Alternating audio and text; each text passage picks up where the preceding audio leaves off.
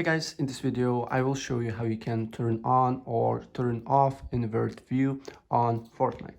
It's really easy and it really doesn't matter if you're using a PC, Xbox, PS4 or PS5 because the process will be pretty much the same, right? So first you need to go to the menu, and if you are on PS4 you need to press options button to go there, and you should see this little pop-up window.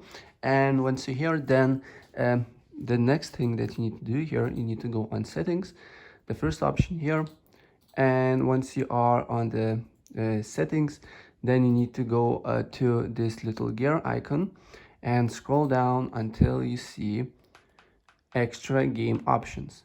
All right, and the first option is invert view, so we can turn this on and turn this off.